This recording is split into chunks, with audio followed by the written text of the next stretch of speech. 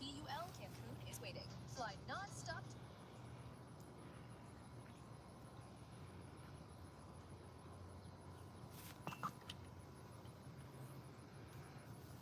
Good evening, all you wonderful, kind, outstanding people in the whole entire world. That's you guys, by the way. Ooh, it is a Friday night. It is a hot Friday night. And there is a light breeze going on. I'm hoping there may be a sprinkle of rain here and there to cool me off. We're watching the birds tonight. We got hummingbirds flopping around. We'll wait a little bit before everybody gets in here before we get too excited. I'm trying out my new drink tumbler thingy jingy, and I realize it kind of sucks. So luckily we got this on clearance at Walmart for like $5. We're taking containers on the cruise ship with us, of course. So I'm practicing. I have a really good one. I just don't know where it is, but it snaps shut. This one just kind of lays there like this. So if you take this out in public, you're gonna spill it. So don't buy this. You gotta have something that snaps shut, and this one doesn't do it. Big John says, hello, good to see you. Yes, I am in the house. The handsome one is in the house. The charming one, that's me. Or are you talking about Pat? Good to see you, Pat. How are you? But I need to dig through the pantry and find our really good one of these. Lorelai has a really new one that she got as a gift. And I have one, but I don't know where it is. And it locks. This locks. If you're going to travel with something that has a lock, this one doesn't lock. But it keeps tea cold. I figured you guys would like to know that, you know? Just something I thought you guys might enjoy knowledge of. John, how are you doing today? How was your work day? Pat, what's going on in your world? Yeah, it's a beautiful day in the neighborhood. Excuse me. Me and Lily's outside today. Lily and the other dog in the neighborhood were going crazy a few minutes ago, but they've settled down now. And now we're going to watch the hummingbirds come in. The Cardinals was there a minute ago. Big John says his Filipina girlfriend has him on hold. Ooh.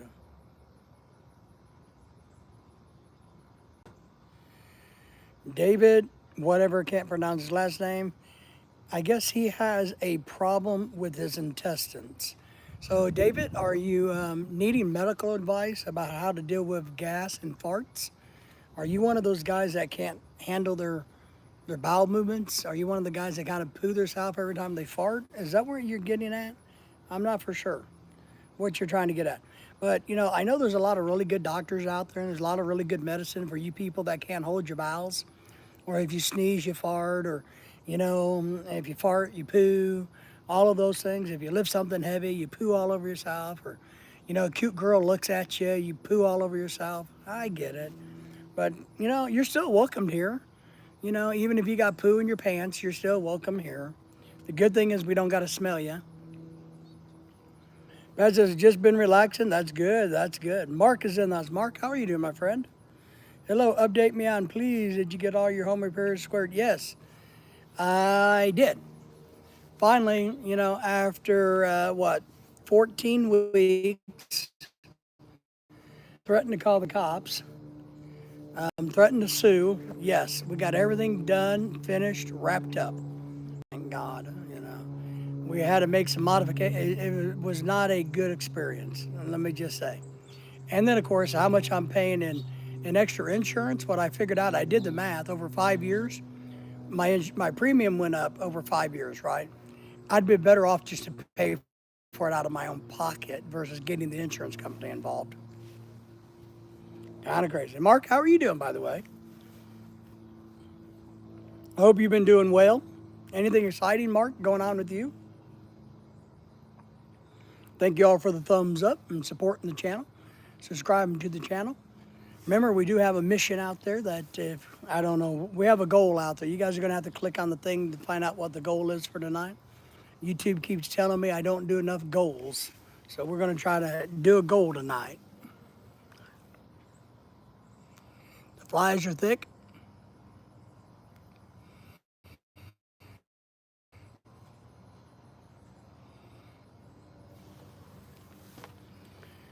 Well, it looks like somebody named Clint is looking for their daddy. I'm not for sure who your daddy is, but he may be in the chat sometime. Just hang out and wait and see. If you know his name and where he's from, if you got any information about him, maybe we can help you with that. Were you abandoned as a kid?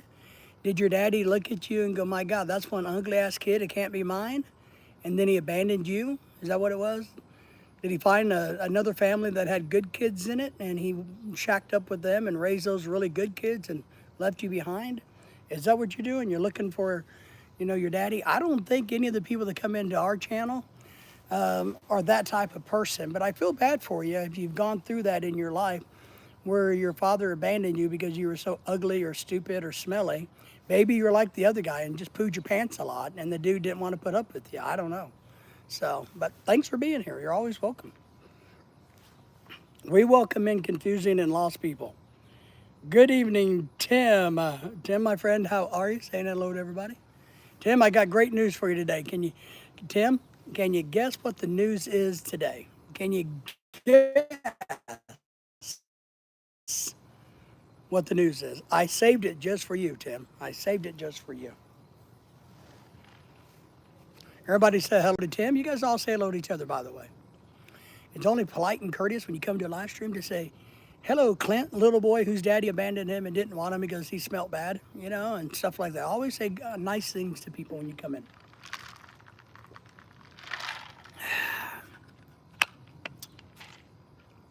You have a new shirt? No, I don't have a new shirt. No new shirt. No new shirt. Close-ish. Kind of related in a weird 6-degree way. I would wear these type of shirts or hat or watch or money or anything. But I accomplished something, Tim, and I wanted to save it just for you. Because I know you keep reminding me. I did what you keep reminding me of. I finally completed that mission. I wrote it down. I made a note of it. I put it in big red ink on my note tablet and my notebook on my desk. I did it. Ooh, there's hummingbirds. We had a hummingbird get injured the other day. I don't know what happened to it for sure, but it got injured.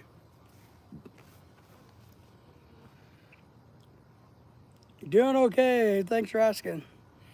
I'll tell you the honest thing is, I know, Mark,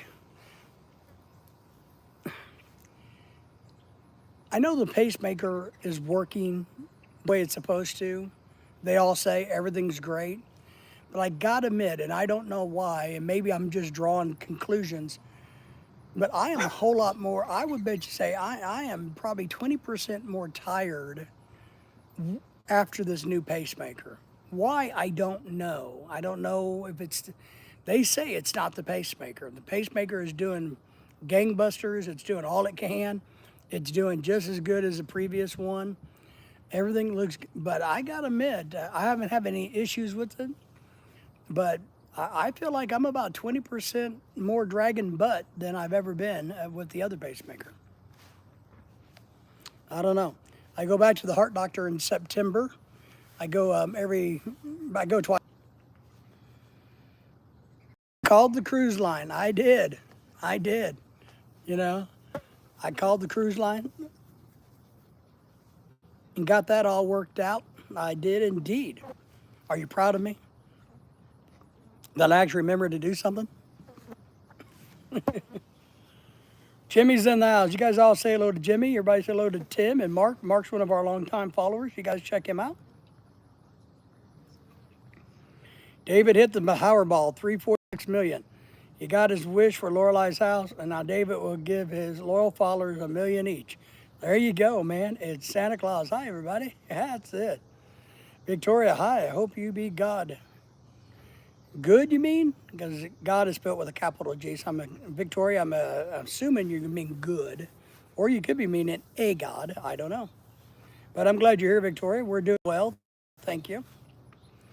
If I hit the lottery, I tell you what, I would be very nice and very generous to my loyal followers and supporters. And I would promise you right here, right now, if I hit the Powerball, I will make sure each and every one of y'all, and you can take this to the bank, boys and girls, I will make damn sure each and every one of you gets a topless photo of me, free of charge. I will even pay the postage. There you go. John says, I am back. I am back. I was talking to the girly friend in the Philippines. The girly friends put me on hold, and she came back and said, what are you doing, John? What are you doing tonight, sweetie pie, honey pie?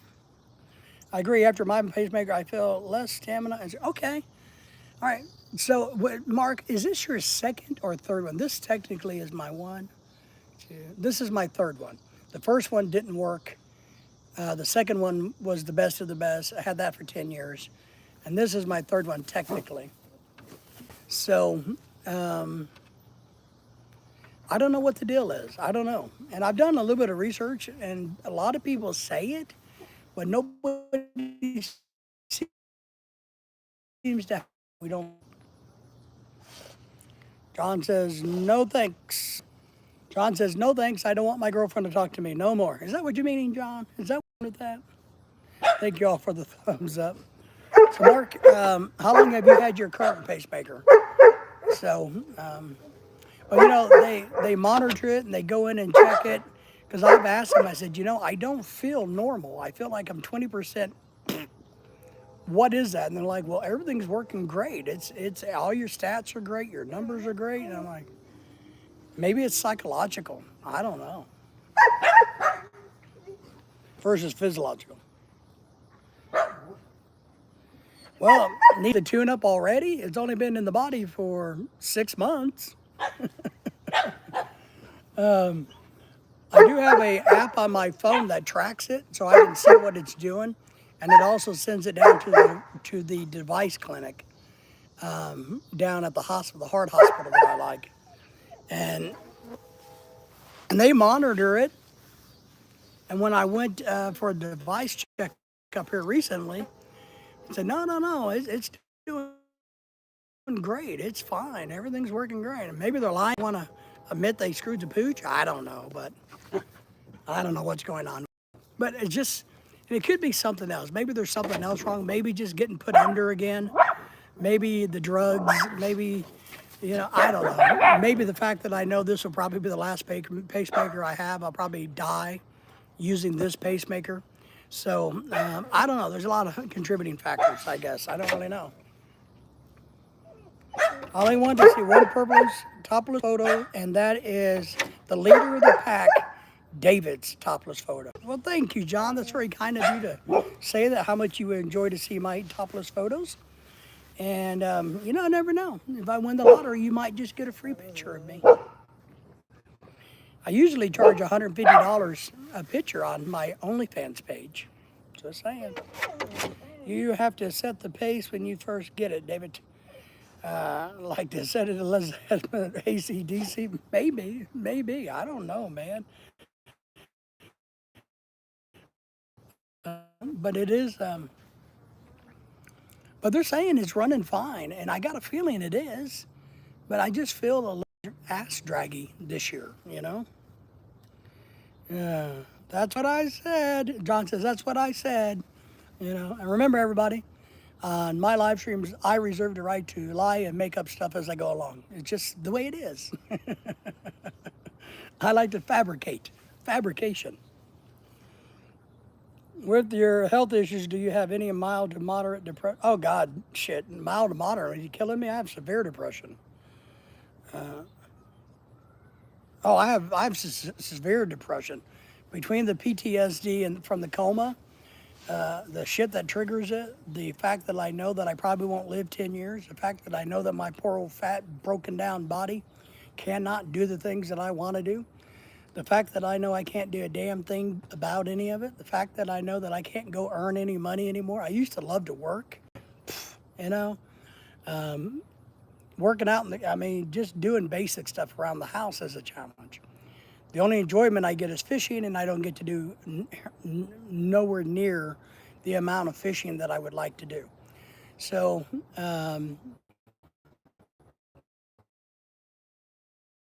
Absolutely. You know, I don't think, I can't remember, I don't know. What I think is, for some of us, I think depression is our new norm, right? So maybe moderate depression is our new norm. That's just who we are now. Because we realize that we're old, we're beat up, we're not going to get any better. It's like chasing that mythical health dragon. The mythical health dragon doesn't exist. We're not getting better.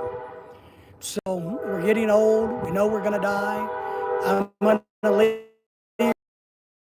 in a financial bind if I can't figure out how to buy our house. I know these things. So maybe our normal way is to be somewhat depressed. Because I looked at that upon my grandfather when he got older and saw a similar trait. Ken is in the house saying, Big John, you and me both. There you go. That's right. Ken says, just woke up from a nap, which I will watch up until my life. All right. Ken just woke up from his nap. You can tell you're old when you take daytime naps, Ken. Ken is in the old group. We put him in the old group, the old man group. Old men take naps. Young men like us just want to take naps. We just don't execute it. I don't know. I like naps. My problem is I'm paranoid about naps. Naps bother me. They stress me out. One, you guys all know I have probably an irrational fear, but I have a gigantic fear of falling asleep unintentionally. I don't like it. I don't want to go to sleep unintentionally. And I know most people lay down to take a nap, but I don't. I just have a gigantic fear of that. I don't want to do that ever again. I'd rather fall asleep and not wake up. Hello, everybody. Ken saying hello and thumbs up to everybody. Patrick said hello to everybody. So naps are good, but no, I don't know. I only get about 4, maybe 5 hours max sleep every day anyway. Maybe that's partly why I'm exhausted. I will say that I do now that Lorelai works an afternoon, it's maybe that makes me tired because I get up early no matter what. I mean, the dog wakes me up early. I'm up at 6. Lorelai gets home at midnight, 1-ish. I don't go to bed until 1-ish, 2-ish. I wake up at 6. I do it over and over and over. So maybe that's part of the fatigue. I don't know. The one thing I've learned and I talk to people about is pain. Pain is our biggest problem. If we didn't have pain, I think we could all live a better quality of life, but we can't take opiates anymore. And there's no alternative. Because when you're in pain, and if you're trying to do something, it just takes your breath away. It causes your breathing to change, which one adds to the fatigue, short of breath, short of oxygen, therefore you go down. So you're limited if you're a person that lives in pain. And I don't know what society can do, especially in American society. Jim says, do you need a nap before you go to bed? All the time. I'm exhausted all the time. But I don't know. I'm just weird. You know, that's what happened to me when I went in the coma. That morning that I went into the coma, I remember it fairly well, not super well because, my brain is squishy. But I remember waking up, had the 2 dogs, had Daisy, just my little dog way back then, not Lily. Woke up, I passed out for a brief second or two. In the bedroom, I caught my arm between the footboard and the mattress and almost broke my arm because I passed out. I hit the ground. Remember that.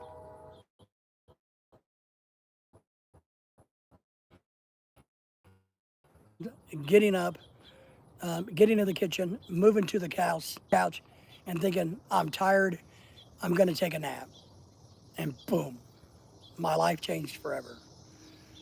10 months later, I wake up, I've been murdered, I've died 4 times, I've been beaten, I've been tortured. Granted, it was only 10 real days, but for me, it was a good 10 months. I lived through India to Mexico to Texas, back to Arkansas, being beaten, tortured, manipulated. I mean, you just can't imagine what we went through. And so, what I went through. Then, of course, Lorelai went through a lot too. But in my coma, it's a horrendous story, folks. It's a horrendous story. You know, if you ever hear the whole story, you'd probably be shocked by it. But it happened. That happening again. I'd rather die. I mean, I know I can't. I know I can't make myself die, but I would rather just die versus going into another coma again. Tim says, "Back, you're weird. You're wired. I would have known that without you telling us." Oh, Tim. You explained it well. Many older people must deal with depression trying to get them through the day. I tried to use a stationary bike each day now that my body is not cooperating. Mark, I agree with you. And I have an e bike, which I love. But and I haven't rode it once this year. I don't feel up to it. I just, I don't feel up to it. Maybe I'll try to do it next week. I have my brain kind of wants it. Like, I'd really like to get out there and do it. I'd like to do a lot more stuff. I know physically I'm going to come home and pay for it. I also work this year for some reason. What's going to happen? It is just disappointing. And thank you, Mark, for telling me that. I appreciate that. I try to explain things well. Well, John, Big John, thank you for that, but I don't agree. I have a different philosophy, and I know a lot of people totally disagree with me about this. And as somebody who's been dead and been there, done that, right? Here's what and somebody who's, I don't know, I have an ability.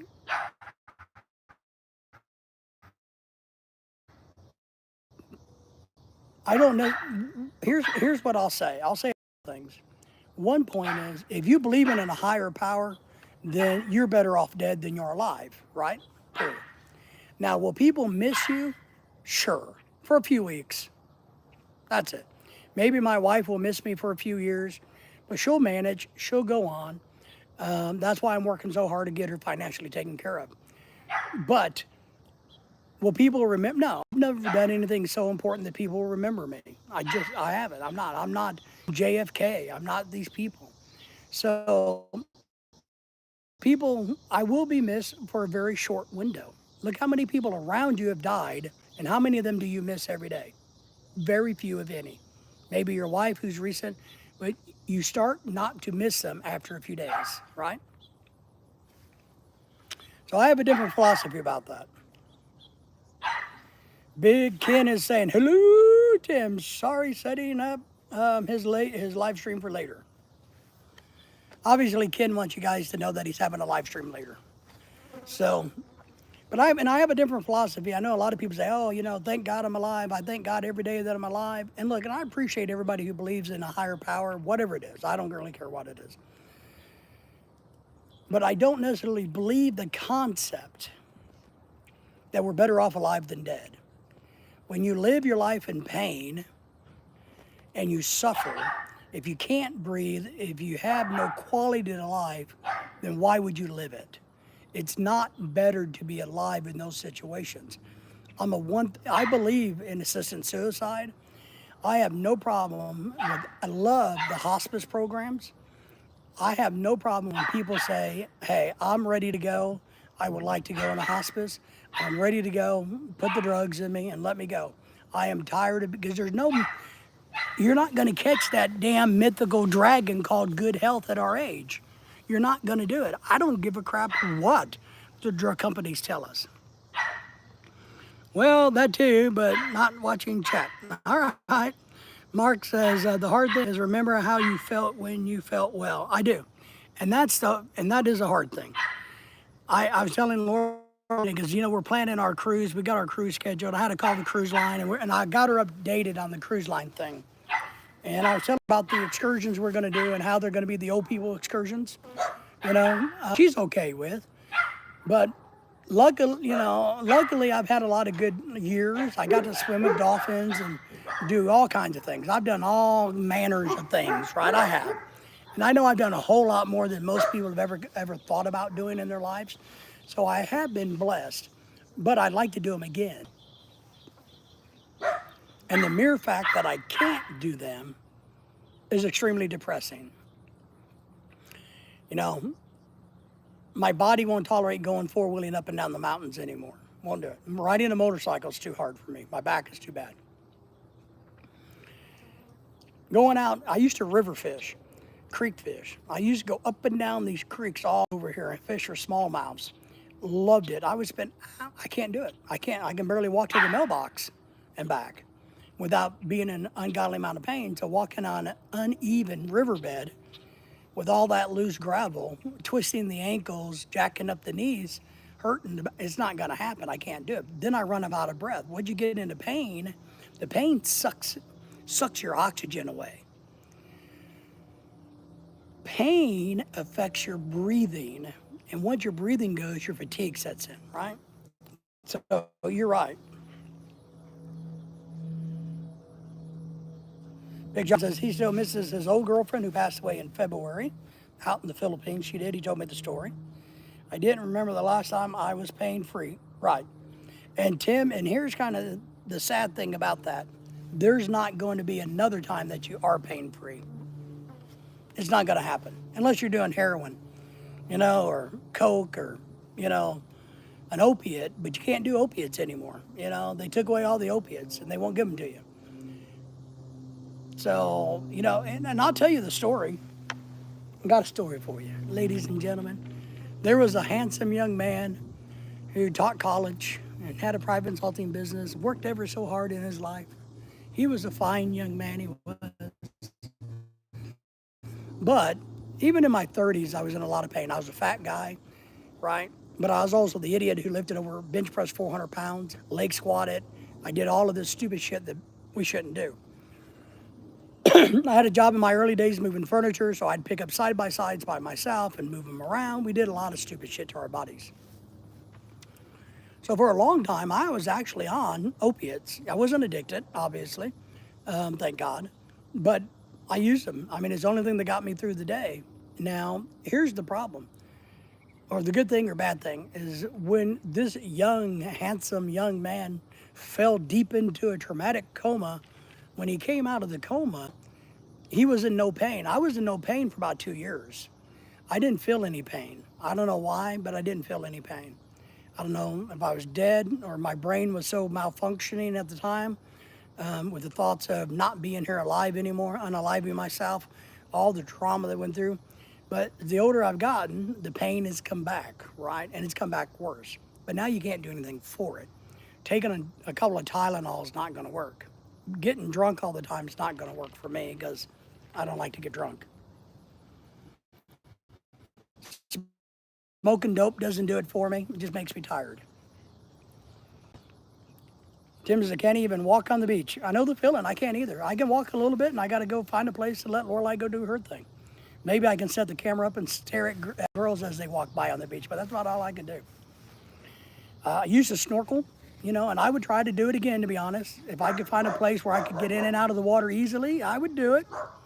Because at least when you're in the water, you float around like a big old fat whale.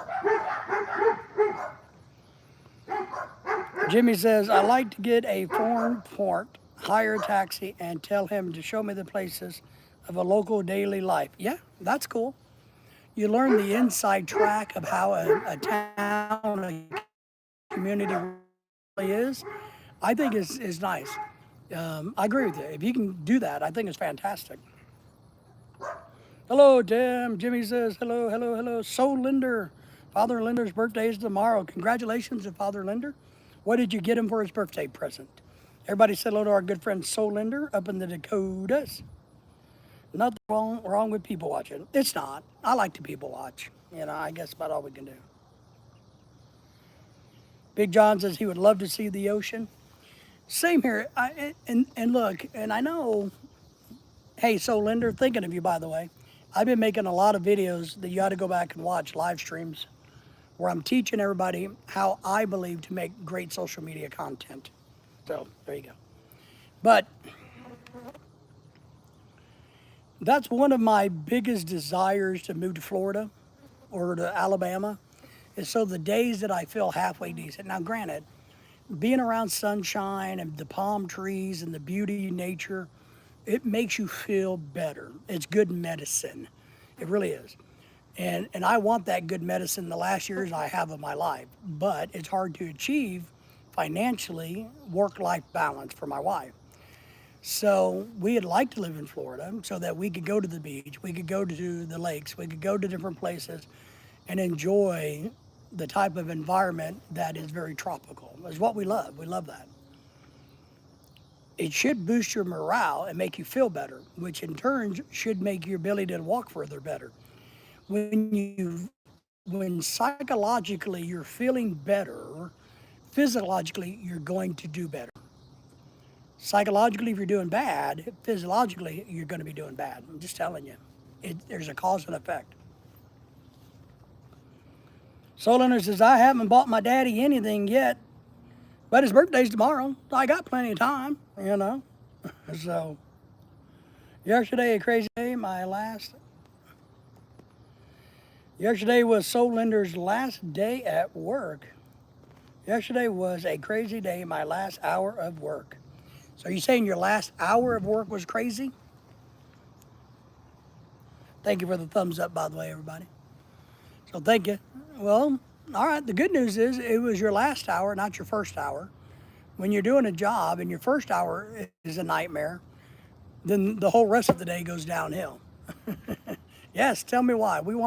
Inquiring minds want to know why.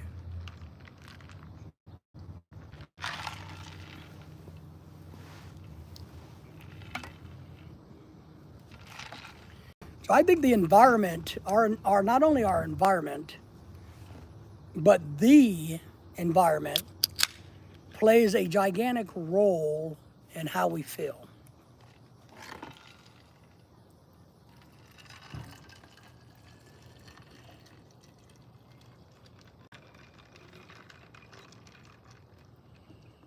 Yes, I know it's all about endorphins and serotonins and all of that stuff, dopamines and all of that.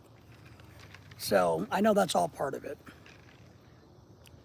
We almost got 2 inches of rain and the roads were flooded big time. Well, what does that have anything to do with you working? I want to know. So Ken says, Solinder, I'll play. Why?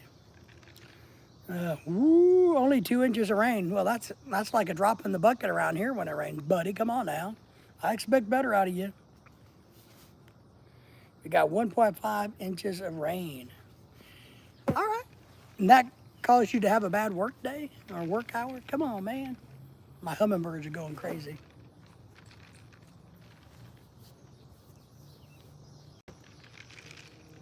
Got a lot of hummingbirds out. I like hummingbirds. I like to feed my birds. Well, at least you indicated that you got 1.5 inches of rain, not that you had 1.5 inches. Tim says, I had 2 inches of rain in 1 hour yesterday. That's the Philippines. That's the tropics, man. Even here in the central part of the United States where we live, and maybe the Dakotas are way different. But man, we can have 2 or 3 inches in a matter of hours here. Streets are flooded, but we're on hills, so it all kind of goes away pretty quickly. But Solinder, we got to get back to the fact that your dad's birthday is tomorrow. You know your dad's birthday is tomorrow. What are you doing? What are you doing with your dad? Your dad gave you life, buddy. You know, he took care of you when you were a little bitty baby boy. Come on now. Everybody tells Solinder that he needs to buy his daddy a present or get him something nice. Say something nice to him. It's called I Got Drenched. Okay. My shoes were soaked from running to the boss's car, and I had to run across the parking lot. Oh my goodness gracious. Well,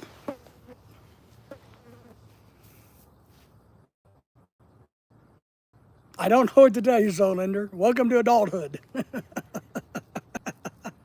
I promise you, it won't be the first time in adult life that you get soaked.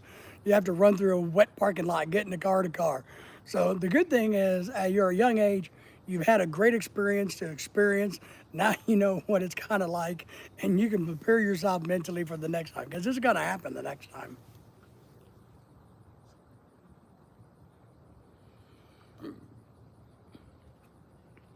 All right, I like to see them. I like to see your photos. I would indeed, my friend.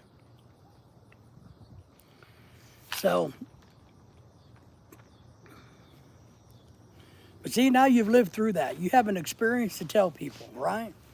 You, at a young age, you've already experienced the hellish night of getting off work when it was dark and cool and the rain was pouring down like never seen before in the Dakotas. It was an event beyond imagination. 1.5 inches of rain within just an hour. I had to go outside, run to the car. My boss wouldn't do it. I had to do it. See? Now you got a great story to tell. The rain was amazing, though. It is. Rain is pretty cool. Yeah, we've all been suffering heat. I talked to my brother down in the Dallas-Fort Worth area today. I asked him, I said, how's the heat? He's like, yeah, it's a little warm. No rain, a little warm. He said heat index was 110 at one point. Today was in the high 90s here, but right now it's cooled off. We got some partly cloudy. It's not cool, trust me, it's probably 94 degrees. But I like the heat as long as I have a breeze. I'm an anti-cold person, so I actually like the heat. I don't mind sitting out there. And I was telling my brother Johnny about, remember, you guys all know John Balut, right? Big John? My friend John, North Dakota John. You guys all know John, right? I always remember and think about John a lot, and I message him quite a bit. I was telling my brother Johnny today, he was telling me that over the weekend there in Dallas-Fort Worth there is really hot, but my brother Johnny really loves hot air. He likes it out there. He likes the heat. Said he went out there and chopped up some dead trees on his property, did some yard work.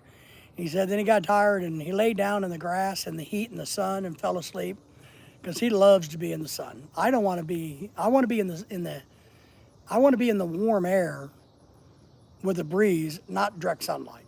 Big difference. Plus, I'm a vampire, and I have a vampire disease. Believe it or not, I have a blood condition that what they kind of consider the old time vampire disease, but it's really not what it is. I don't suck people's blood. But if I stay out in direct sunlight, I turn into a blister pack. But anyway, he was telling me that that he fell asleep laying out in the yard, on the ground. And I said, well, that's really good. I said, our friend John always tells me that that's how he communes with nature, how he recharges his batteries. He goes out in his yard and he lays down in the grass and the sunlight, and he lets the planet Earth suck the negative energy out of his body and reinvigorate himself. So there you go. It's a good thing. Is that Keith in the house? Keith is in the house. It feels like 92 at 8:30 a.m. Woohoo! I did check mine about 9 o'clock this morning. It was in the high 80s here. So, oh man. And just think, everybody wants to move to the Philippines. Everybody wants to come live that tropical life until they walk outside and go, what happened to the oxygen? I thought there was supposed to be oxygen in this air out here. There's no oxygen out here. Because it could take your breath away. I did see the weather a tiny bit. We're supposed to just be like this, my area. But I think Florida and the Gulf Coast is supposed to get some rains and things coming up. So, we'll see. The funny thing is, every time we get a rainfall here in my yard, I get new toads. I need to study the life cycle of toads. But every time it rains here, the next day I have toads. And poor old Lily has to go catch them and kill them and eat them and throw them over the fence. I can't tell you how many toads I've sent over the fence to the neighbor's house.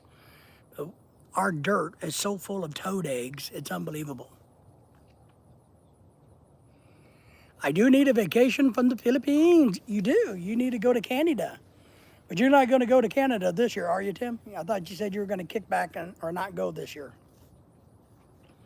Remember, we're meeting in Branson, Missouri, October the 3rd. You can come to America and meet us all in Branson, Missouri on October the 3rd. So we're going to have a little gathering in Branson, Missouri over that weekend. It's open to everybody. There's no money involved except for what you do your own self. So there's no fee to pay or anything for us or anything like that. We're all just meeting and greeting and eating. We're going to meet and greet and eating, meet and greeting. So you can come to America and take a vacation. Not going to go anywhere this year. Yes, yes. Yeah, we were talking to Jimmy earlier. We're going on the cruise. We're excited about the cruise a little bit. Not too excited, but a little excited. But yeah, Tim, I talked to the cruise line today, or not today, yesterday, Thursday. Not Thursday. I got that all squared away with the cruise line, so I finally did what I said I was going to do. I did something else today, or yesterday, or Wednesday that was important, but I don't know what it was. Don't you hate that? When you know you've done something important, but you don't remember what it was, you just know that you did something important? Yeah, I don't remember, but it was really important. I had to do it. I mean, I called my heart doctor, but I know that wasn't it. There's something important I did this week. I just don't remember what it is. Galactic Gaming is in the house. Hopefully this will give you a good karma for the next poker tournament. Oh, yes. Poker tournament, yes.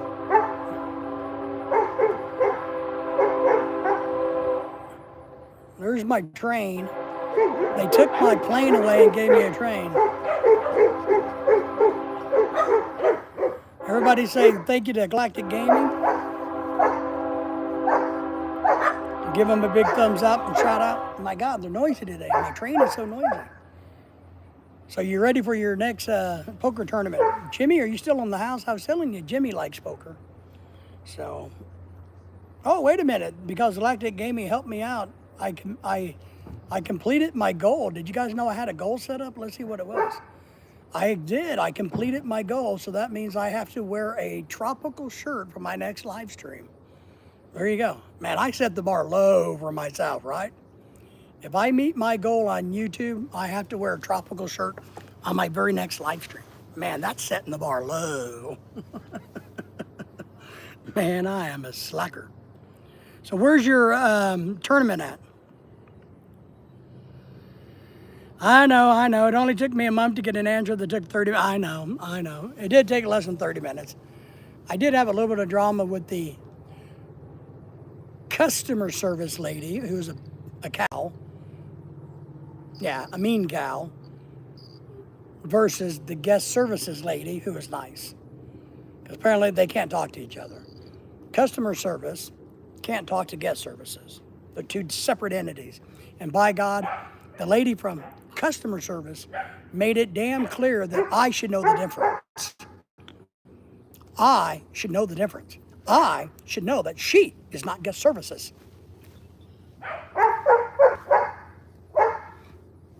Man, get a new job, lady. Yeah, it took about 15 minutes. Galactic, where's your next tournament at? What part of the world are you coming to? He's going to be the poker champ, the world poker champion of the UK, the Europe. Like, I'll put that money aside to buy Lorelei's house. I know you guys all think I'm kidding and joking about it, but everything that we do earn from YouTube actually goes into a small little fund I got set up that's going to try to have Lorelei a house paid off. So that truly is my goal. But yes, I got him carried away. I wanted to make sure my scooter was on the ticket, was on my reservation, my mobility scooter. Oh, that's a pretty hummingbird over there. I like the green colored hummingbirds versus the purple ones are pretty cool, but the green ones are easier to see. I have not got one planned yet, deciding where to go next. I want to play abroad again. That's cool. I think that's good. Maybe you should let me ask you this, because I don't know. Do you have to qualify for the World Poker Tournament in Las Vegas? Is that where they hold the World Tournament at? Is that something you have to qualify for? Like a tennis tournament or a golf thing? Say, there's a hummingbird. You guys look closely at the camera. That's Hummy the hummingbird.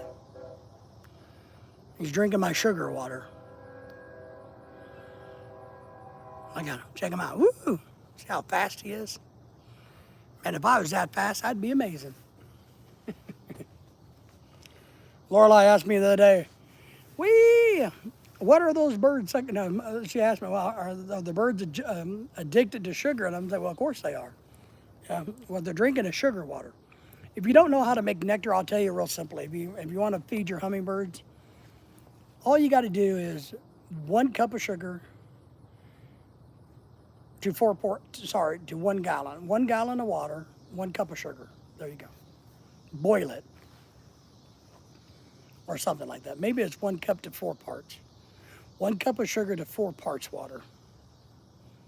I don't know. Don't ask me. Why are you people asking me hard questions?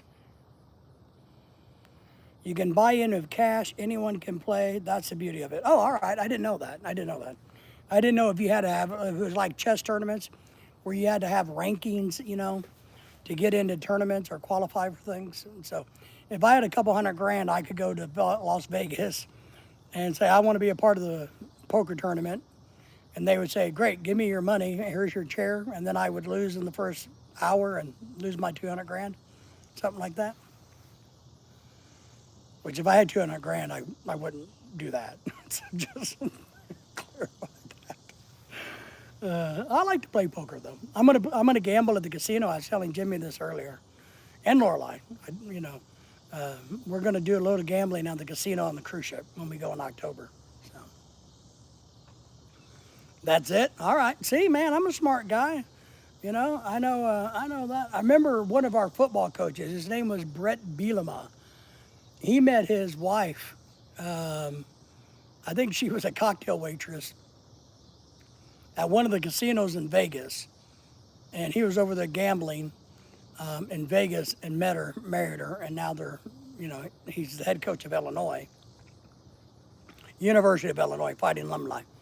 But he made millions of dollars coaching for us, and then it was a disaster. He was a shitty coach. But I thought it was funny that he met his wife. She was a cocktail waitress, I guess, at the casinos, one of the casinos in Vegas. So not only could he win money, he could win the heart of it. And he's an ugly, fat, ugly guy. I mean, he's big, he's ugly, he's like a lineman. So she had to think, oh man, if he's dropping all of this cash at the tables, maybe I ought to get to know him. It's kind of like, the Bill Belichick guy and the 20-year-old girl that follows him around. So, but it's like my wife. My wife probably sees me as not only a gigantic sex symbol of the world, like the gift to all men, but she probably sees that I got a thick wallet. But she doesn't realize that the only reason my wallet is really thick is because I keep receipts in it. There's no cash. It's just a bunch of receipts and bills that I owe. So, well, Galactic, I hope you have a good time, and I do know that. Tim says, you're not fast, you're not slow, you're half fast versus half ass. Oh, man, I don't know. But I appreciate everybody coming and entertaining me.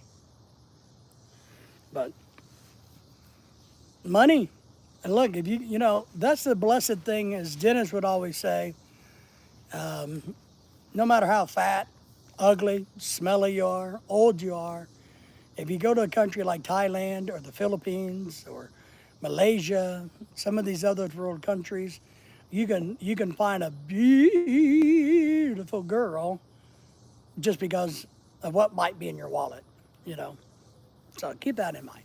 Keep that in mind. That's what we love about third world countries. Even degenerates like us can find good-looking women to marry.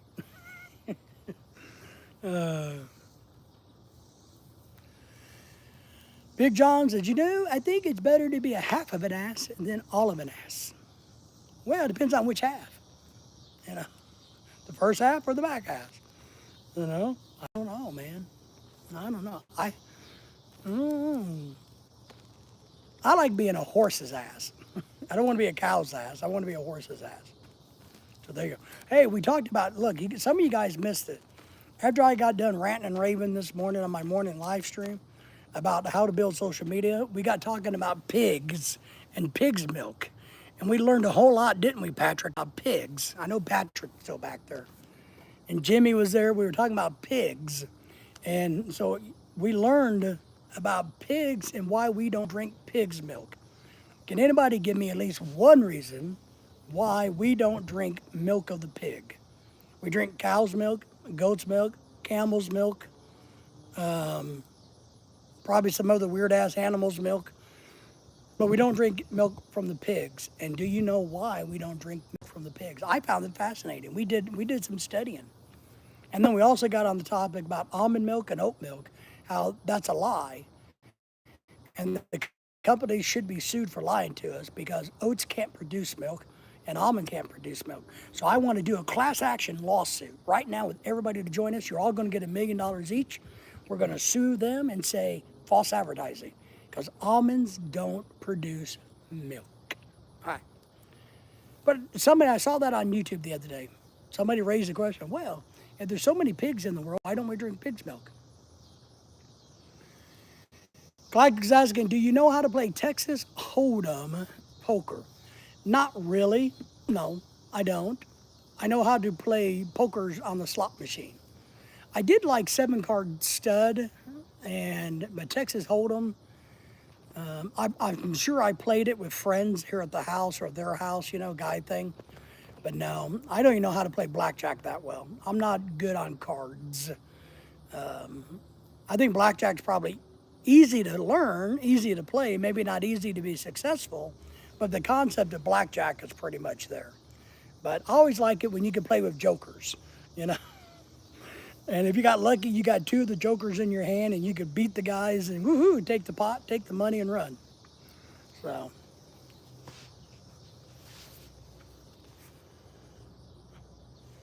Jim says, I had a girlfriend give me a new wallet. She didn't put cash in it.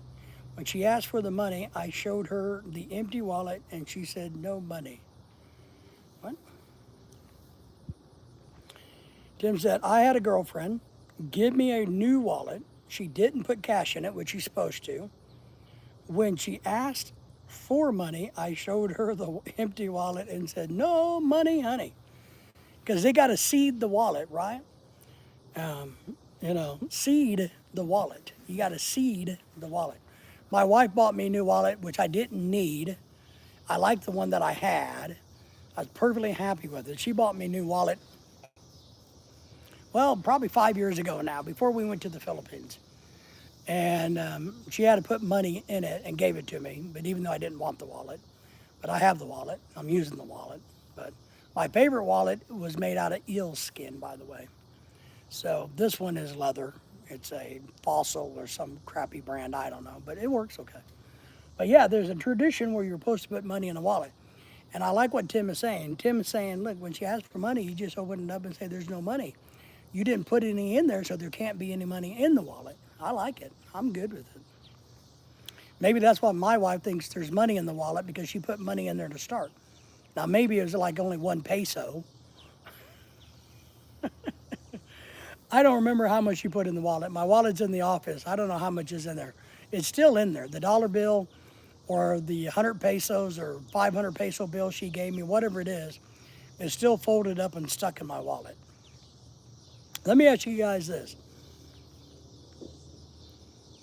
What do you carry in your wallet that most people would find unique or interesting? Now, Solinder, he's probably carrying those Trojan horse things because he's a younger man. But besides that, what is it that you're carrying in your wallet that people would go, well, that's interesting? It does. It takes, well, I don't put, well, yeah, it does. I don't put the wallet on my butt. I'm not one of those people. I don't like the wallet on my butt. I put the wallet in my front pocket. I've always used my wallets in the front pocket. I don't like things on my butt. One, they can be stolen. But 2, for a safety reason. And to me, it's just more comfortable to have it. And I can always check real quick without it looking like I'm grabbing my ass to see in my wallet. Because I'm always touching and feeling myself to see if I got my keys, if I got my phone, if I got my wallet. I'm always double, triple checking that.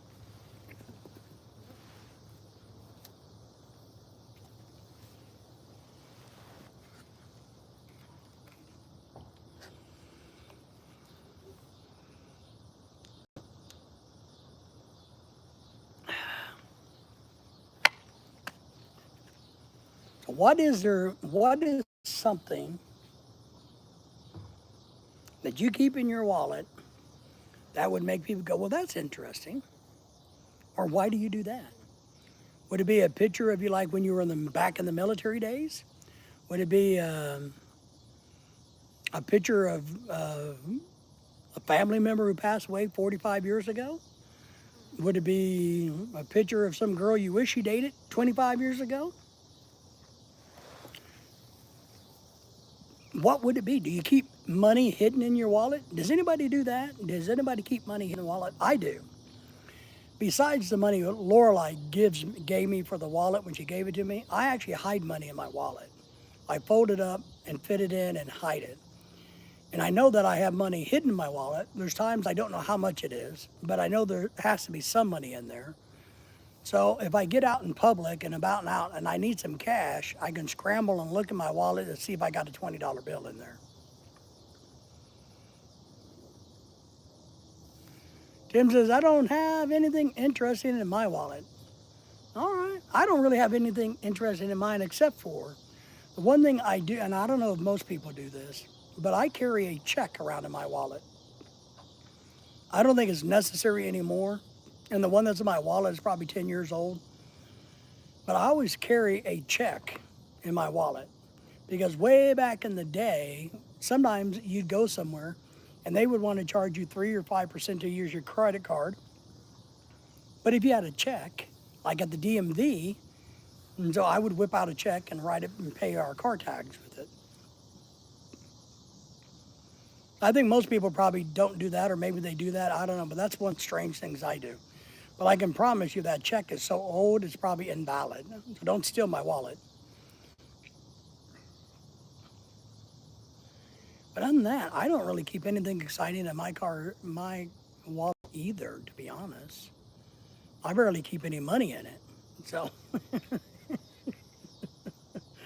I do try to keep a few dollars in my wallet. I don't think it's good to have a wallet that has no dollars, no money in it at all. So I always try to keep a couple of dollars in my wallet. I think it's good luck. I don't know if it is or not, everybody, but I don't know what you guys. Do you guys have a theory about that? Do you think you should keep a few dollars in your wallet? Or is it okay to have a completely empty wallet? I don't like that. I like to put a couple of dollars in my wallet and keep them there in the long ways, not my hidden compartment. The other thing I don't do with my wallet, I never put coins in my wallet. I don't like that. I don't want any coins to go in my wallet. Well, it feels a little cooler out here now. It feels like we're getting some clouds. So maybe we'll get a shower a little bit later. Cool me off.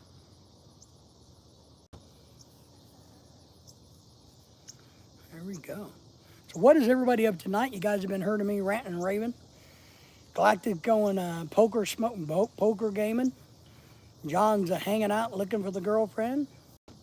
Patrick's probably eating dinner tonight. Solinder is his birthday is tomorrow. And he didn't buy him a birthday present. You know, I don't know. I think your dad will forgive you, Solinder. I do. I believe he is a good enough man that he'll forgive you for not buying a present.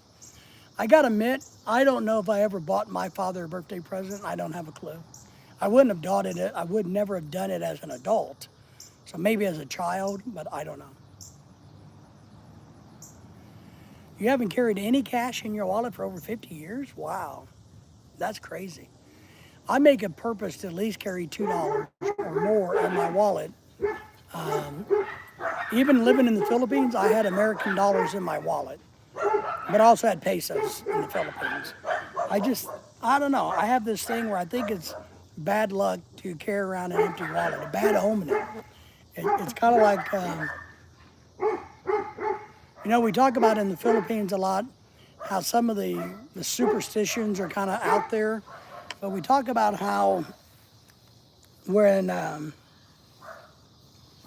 it's partly why Lorelai and I've done rice for New Year's before, Rice for Life for New Year's, where some of the families, some of the population of the Philippines, they believe that if they don't have rice for the new year, that they're going to have a financially very hard year.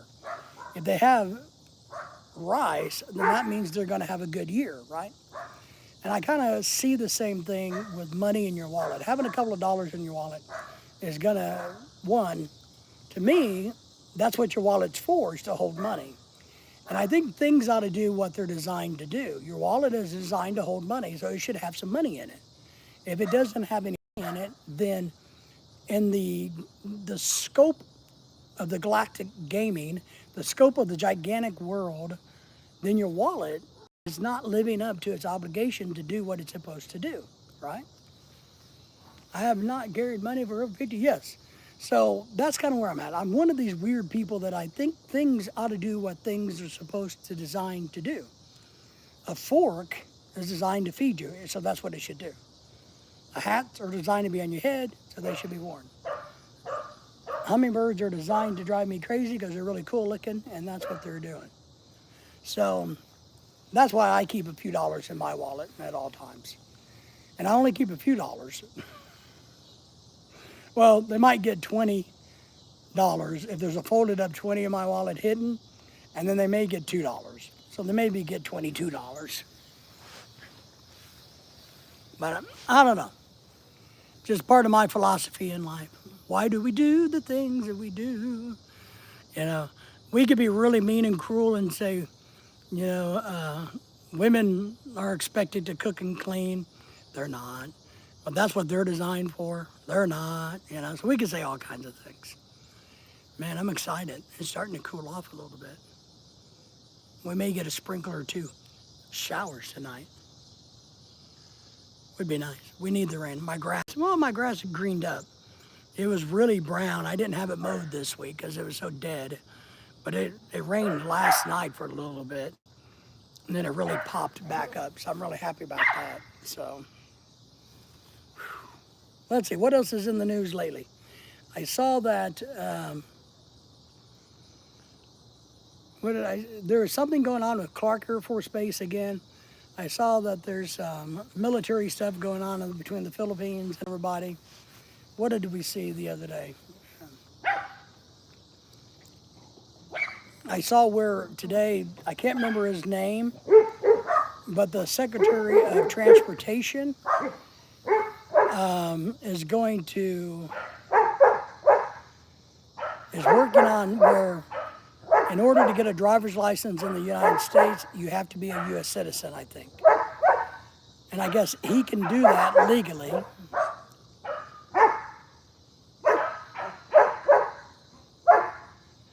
I guess they're pushing this new concept in America that if you want a driver's license, you got to be a permanent resident or a U.S. citizen.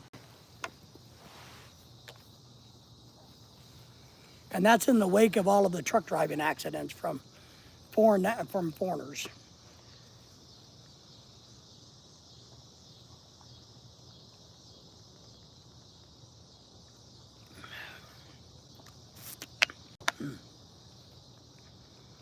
Yeah.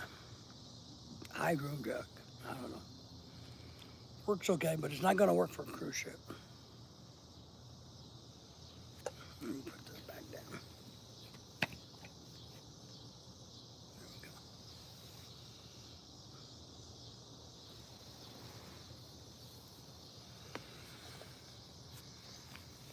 I have seen the military cargo planes coming into Clark almost every day. Okay, maybe that's what they were talking about. That there's things going on there. Now, I don't know if they have anything to do with us or not, but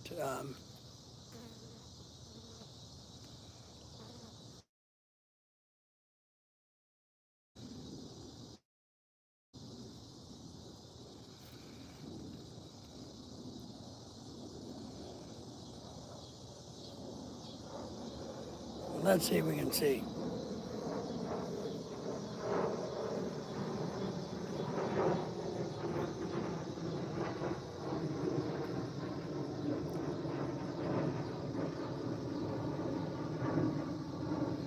But I think it's really great that they are working on rebuilding Clark, even though America doesn't own it, right? Pat says, I'm awake now. Good job. I had a short nap. Wow. Well, Patrick, that's funny because we said a lot of things about you while you were napping. We talked a lot about you, man. We found three beautiful, hot, single Filipinos that wanted to marry you right here, right now, but we couldn't find you. So we had to give them to somebody else. I'm just saying. I'm getting ready to make a new type of bread. This weekend we gotta go to Sam's tomorrow, Sam's Club. And I'm trying to make homemade bread, which I did successfully. But I'm gonna make a new type of bread, homemade bread, here real soon. So but we gotta go to Sam's Club this weekend and do a little shopping.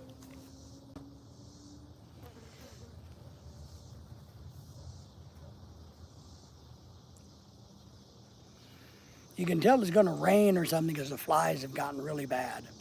It's kind of like right before rain or something, the flies get crazy. Patrick likes that. Well, it's true, Patrick. I wouldn't lie to you, buddy. I never lie. I never lie on the internet. Everything you see on the internet.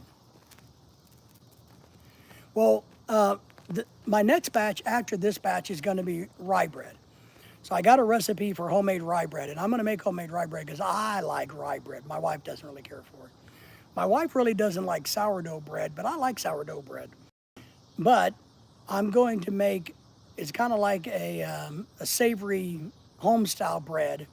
The only difference is it has an egg in it and it has some chicken broth for moisture and flavor. And a little bit of cheddar, it has cheddar in it, cheddar cheese and onion. So it's kind of like a cheddar loaf, but not heavy on the cheddar. But the batter has chicken stock. So that's what we're going to make it next. I got an extra loaf in the freezer already, but I'm going to make that. Because the white bread that I made, the plain ordinary white bread, it's good, but it's just plain ordinary white bread. And I'm used to having really high quality tasting bread, even though it's fake and poisonous, and probably is why I'm dying of a brain tumor. I got a brain tumor in my brain, But I'm going to make that bread, this cheddar bread, and then the rye bread is the next one that I'm going to be making. So over the next few months and weeks, I'm going to be making some breads. If you were here, Tim, I'd give you some.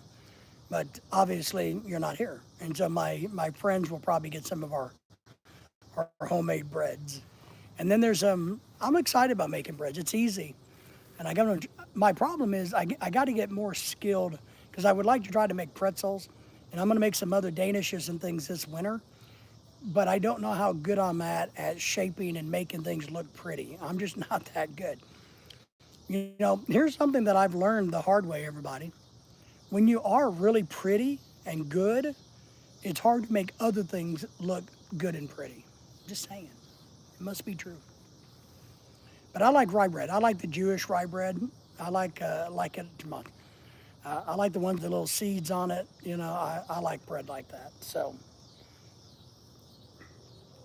but we already ate our first loaf of homemade bread. So now it's time I got a frozen loaf that I can take out, but I'm saving that. So this weekend, we got to go to the store. We got to go to Sam's and stock up on some things. And then when we go to Walmart, I'm going to get the few little ingredients I need to make this cheddar bread, cheddar onion type bread, which looks really good. So, Patrick, what did you have for dinner tonight? Or did you already have dinner? After 8 o'clock, did you already eat dinner? And then,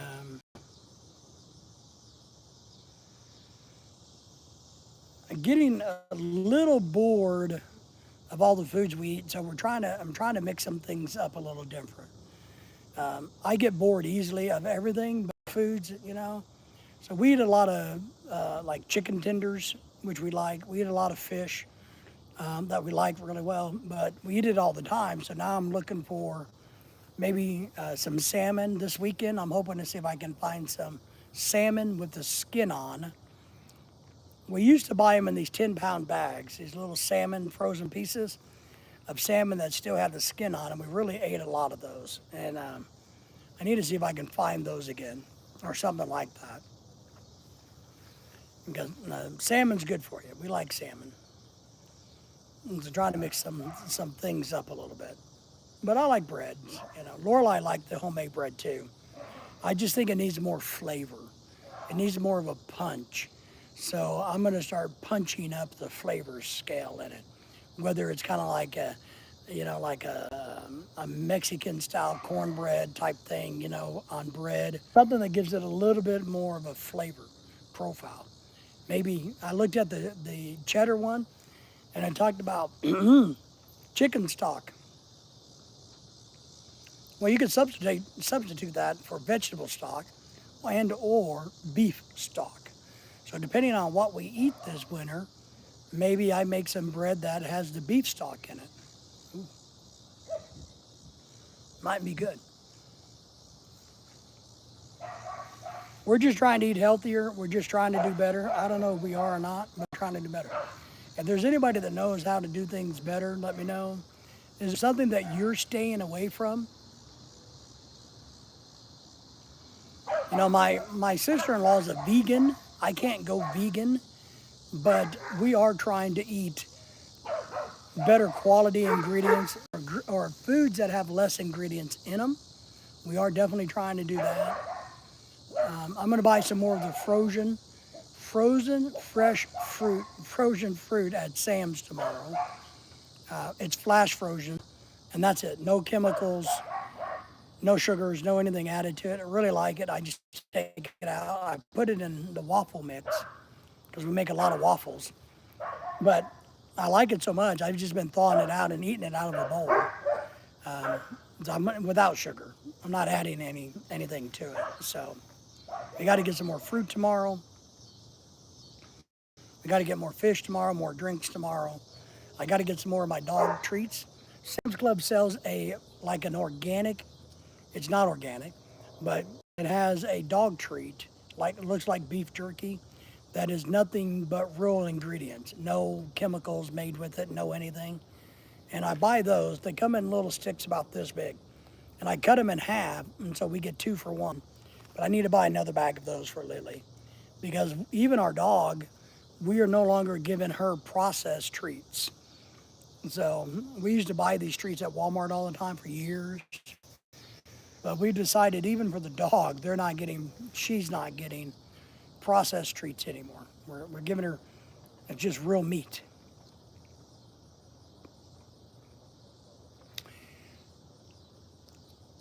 Yes. Is it beef stock or beef talon? I know there is a big push in America to get people to go back to using, beef talon is what they fry things in. So blanching it in beef stock, right. I think their french fries are okay. I'm not a big, gigantic, french fries from McDonald's type of guy. I don't think they're horrible. I don't know whose I like the best. I will say that Sonic came out with french fries this year. That's a new style that are really good. Tyler's in the house saying he is having problems apparently. Tyler, what is your problem? Why are you having troubles today? What's wrong? Are you not understanding how the world works? What's going on? He's like, you are still going. Well, at least I'm alive and kicking. What are you doing? Are you doing anything productive today, Tyler? I got a feeling not, because most Tylers I know really don't do anything. They're pretty much deadbeats. But welcome in, Tyler. Good to see you. And it's not still going. The technical term would be going again. We did a morning live stream, and now we're doing an evening live stream. So we weren't going all day long, just to clarify. Because it's important to get your facts right if you're going to state something. If you can't state things correctly, then don't do it at all. Yeah, total deadbeat, I figured that. We figured that, trust me. Everybody in here immediately went, deadbeat, little penis, living in the basement with his mama. We got it. We get it, man. We get it. We get it. It's all right. But even for the dog, we're trying to make the dog healthier. Mark is in the house. Eating right is not easy, and the media makes it harder. Just when you think you're doing well, you find out the food you thought was good for you is not. I know. But I still go back to the whole concept, and Tyler, thank you for being here. I hope you don't mind me picking on you, making fun of you, because that's what happens. But what I'll say, Mark, is You got to go back and think about eating like our ancestors did. I really mean this. Eat like people in a third world country does. They're not fat, and it's not just because they don't have the massive quantities that we do, but it's also the ingredients. So if we try to eat like our ancestors did, they weren't fat people, right? It's kind of like milk. You know, we were talking about milk earlier. Why aren't we drinking pig's milk? Which is interesting in itself. But I looked up the term, and I've done this before, but this morning on the live stream, we talked about pig's milk. So I looked up exactly why we don't drink pig's milk and all that. But the definition of milk is a white liquid that mammals produce to feed their babies. Ooh, look at those gnats. Feeds their babies. Man, I just got swarmed. Go on now. You guys get out of here. So the real point of that is milk is designed to fatten up babies. So why are we as adults drinking milk? Do you see adult cows drinking milk? No. Adult goats drinking milk? No. I eat what I like, regardless of it being healthy or not. Well, there does come a point in time, Tim, where, you know, when you get to a certain age, and I'm not saying you're ancient, that it's like, well, what the hell? It's kind of like if you want to drink and smoke and you're 900 years old and you're on your last leg, I encourage you to go out and do it. So, but yeah, Mark has a great point. We're always chasing those mythical dragons about good health, good eating habits. We don't know what it is. You know, how many times have we heard something, hey, that's good for you. Now it's not good for you. Like now the logic is milk. Milk builds bones, brings calcium. We don't need milk to give us calcium. We don't.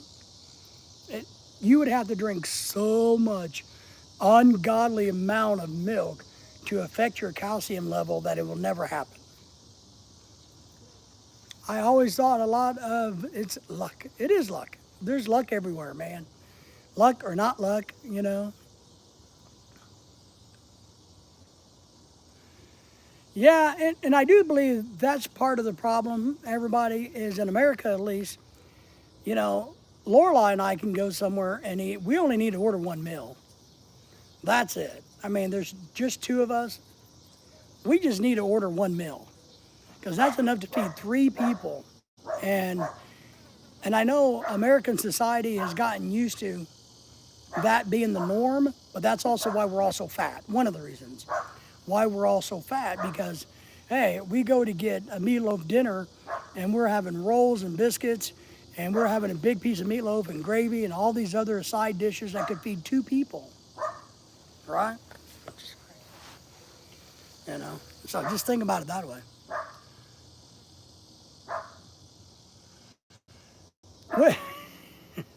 Well, that's right. That's right. Let's see how small the stool is to milk those damn almonds. And that's kind of my point. Why are they calling almond milk milk when it's not milk? Milk is only produced by mammals. An almond is not a mammal the last time I checked, right? Right? So that bothers me. And that led me to what I was talking about earlier today about truth in sales. Remember, there's a whole thing about truth in lending.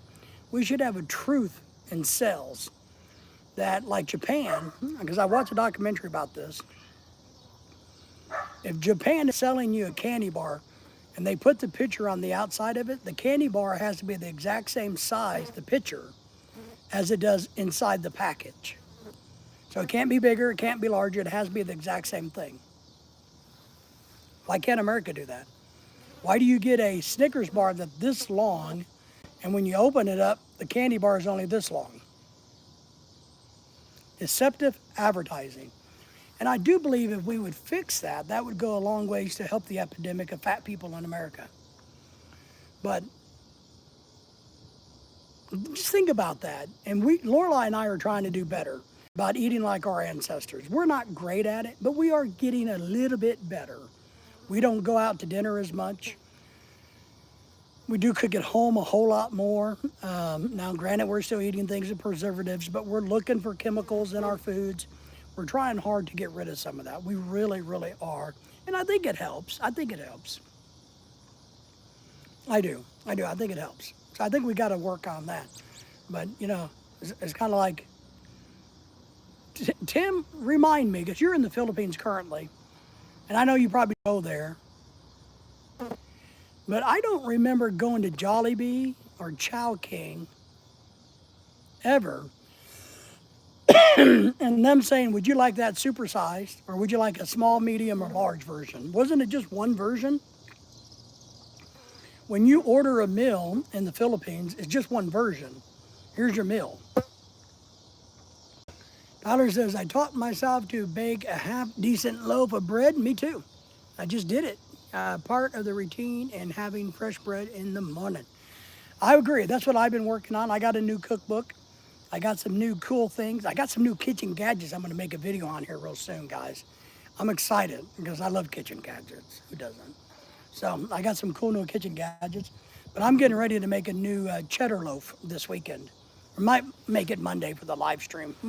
Maybe Monday night's live stream, if I'm excited, I'll make another loaf of bread. So I'm getting into making my own homemade breads too. I just need to get them to have more flavor than plain, boring old white bread. So that's what I'm doing. It is good. It's banging. But I want something that has more punch. I'm used to eating multi-grain breads, so I need something with a little bit more flavor. Patrick says, hello, Galactic. Patrick, did you see that Galactic Gaming gave us a gigantic super chat? Did you see that? You missed that, didn't you? Because you were taking a nap, Patrick. Patrick missed because he was taking a nap. The girls looking for him, and the fact that Galactic Gaming supported our channel with the super chat. It is. So I'm going to make a cheddar loaf, cheddar onionish loaf with chicken stock, maybe Monday. Well, these recipes are old. I agree. I agree. You're right. I agree. Hello, Keith. Patrick says Keith is in the house. Keith, are you still there? Did you make any headway in your YouTube channel, by the way, Keith, if you're still back there? Tim says hello to Galactic Gaming, the super chatter, the super gamer, the poker champion of the European nations. Yes, he is. Tim says hello, everybody. So we're excited, Tyler, to be honest, about the breads too. At least I am. I used to bake a lot. You know, I'm not a bad cook, but I used to be a pretty good baker. I could bake pies, homemade scratch pies, cakes, all kinds of things. I used to do that a lot. But over the years, I've drifted away. No, you don't want to knock the old ways. You want to embrace the old ways. Old people are smart. They got old for a particular reason. The simplest recipes are the best. If you want really good recipes, look to see what the Amish people do. I have a couple of Amish cookbooks. I do have some modern cookbooks from Ramsey Gordon and all these other people, some Asian cookbooks. But look at some of the old cookbooks like the Amish, what they do. They make good food. Pat says, hello, Tim, good to see you. Pat, welcome back. And Pat got busy taking a nap. And we had 3 girls in here looking for Patrick. They were all, you know, I'll say street hookers. They were all runway models.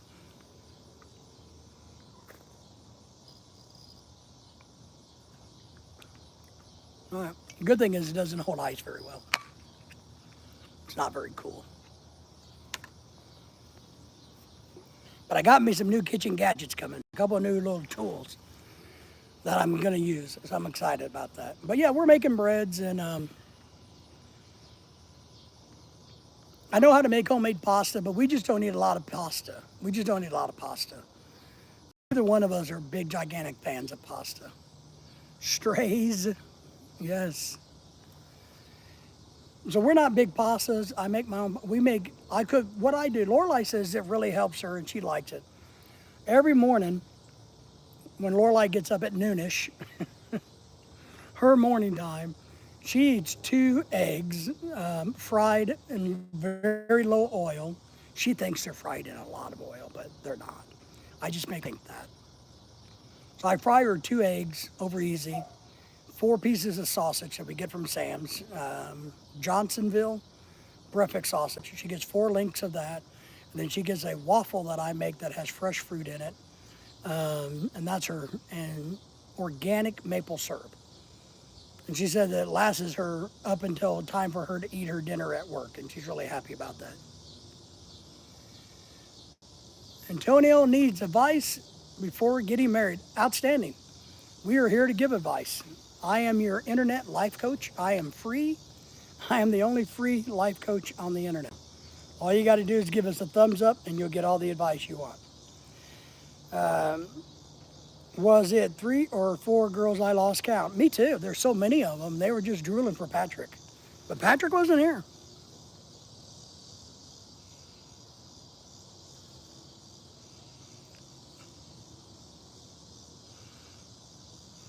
I tried, ooh, baby, talk food to me. Amen, brother. We like to talk food on this channel, on all channels. Pat says, I've been having bad spells the last few days. My heart dizzy spells. Doing a lot better tonight. Been taking my meds. All right, well, take your damn meds, Patrick. You know, I don't know who you think you are. You're not me. I don't, you know. You need to listen to the doctors. I don't listen to the doctors, but you need to listen to them. You liked and subscribed? Outstanding. So what advice would you like to have about getting married?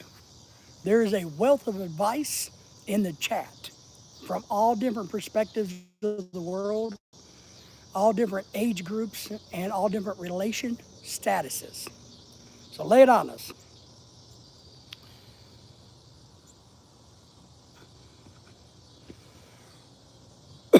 John says, I don't want to take my meds.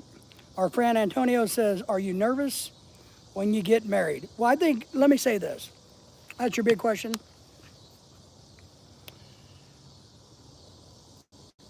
I think most people are nervous. The real question is, why are they nervous?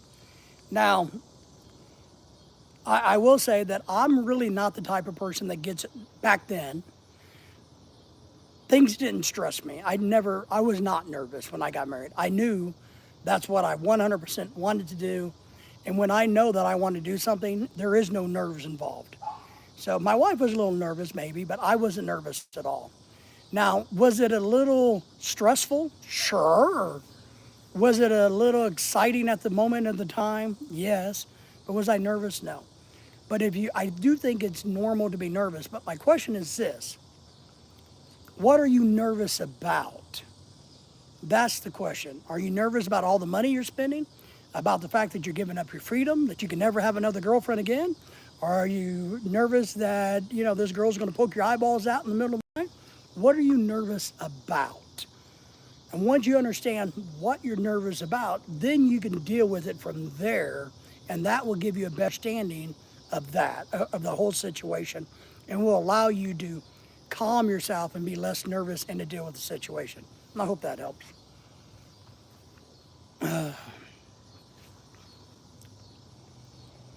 No, I don't want to take my meds. John says, if you are not nervous when getting married, then you are not alive. I wasn't alive then. I wasn't nervous a lick. You have, Pat says, you have a point on that, Brother David. Well said. I really wasn't nervous, maybe a little stressed because, you know, getting things coordinated and one, it was the first time I ever got married, so I really didn't know what to do. I think if I ever got nervous again, if I ever got married, which I never would, if I ever got married again, I'd probably be more nervous because now I know what the hell to expect. But I wasn't nervous. I wasn't nervous at all.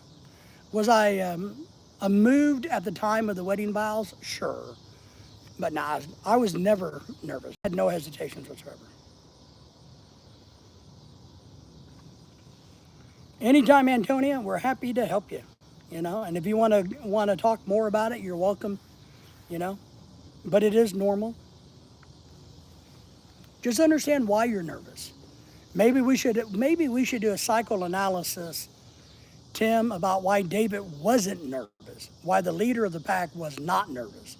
Does that mean I'm dead or I'm a psychopath? Maybe I'm psychotic, but I had no nerves about it at all. Now, but I'm also a Johnny on the spot. I expect things to be done at a certain time, a certain way, and as long as dominoes are falling into place, I don't stress. I don't stress. We had a sunrise wedding at the lake. I had competent people in the position to make things happen, and it did. You know, we had a couple little hiccups. I solved them. No big deal. I just wasn't nervous about it. I was probably more nervous about going to the Philippines the first time because one, I never traveled internationally, so I was nervous about that, but I wasn't nervous about getting married at all, at all.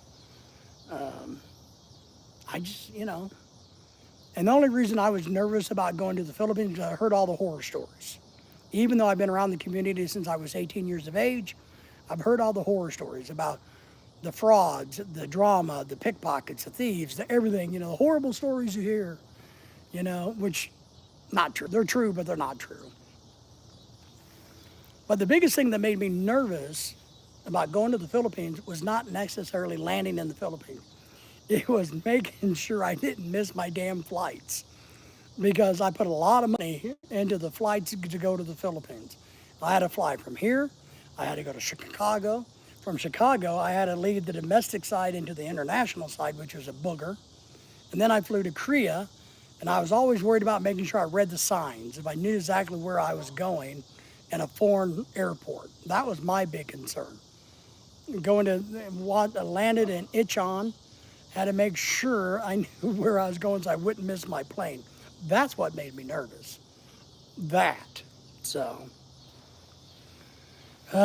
what makes you guys nervous? Is there anything, I guess do we get nervous when the police knocks on our door? You shouldn't. If you're an innocent and you know your rights, you should never get nervous when police, I don't. They knock on my door, ask them what the hell they're doing here. You know, I just don't get, I'm not a nervous person. Never been. All through college, I never got nervous about exams. I either did it or I didn't do it. I've come to realize that you either do things or you don't do things, and it's okay either way. It's all going to work out in the end.